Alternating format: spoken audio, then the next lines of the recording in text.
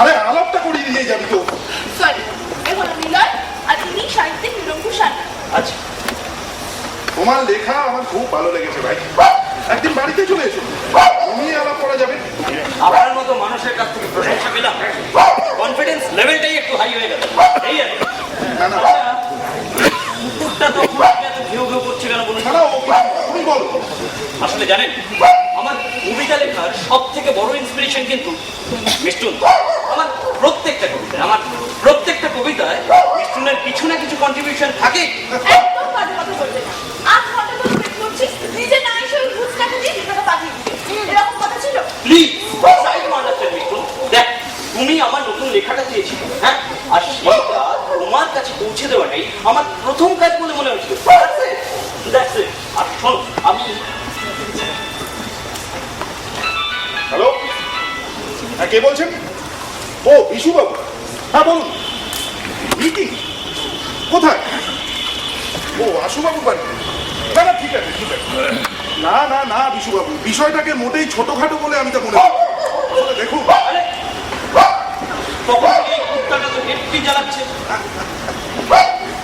আচ্ছা, এটা সেই পাগলা কুত্তাটা না তো? নয়, কুকুরও তো রাত্রেই ডাকে। ডিস্টার্ব করতে ছাড়ো না। চলো, তোমাকে বাড়ি পর্যন্ত পৌঁছে দিয়ে তারপর আমি বাড়ি যাবো। হ্যাঁ, সেটাই বাকি আছে। বাড়ি থেকে আজকেই ঘাট হাঁটা। তাহলে চলো, অ্যাটলিস্ট মোর পর্যন্ত দুজনে একসঙ্গে হাঁটি। চলো। এই বেটা, কি দেখছিস? না না না বিশু বাবু, কেলোকে না আঘাত করলে ও কিন্তু কখনো কাউকে এই, এই, কুকুরটা সামনে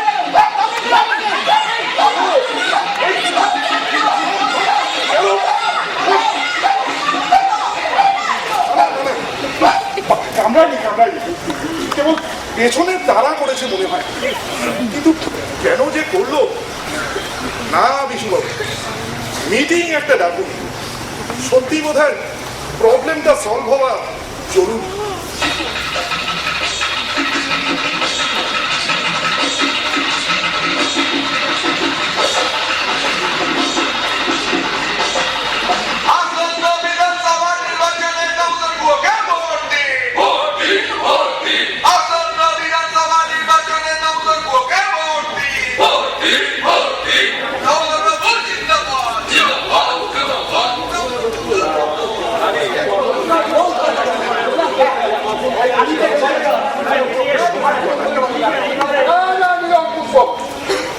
এভাবে সভাটাটার কোনো মনেই নয়।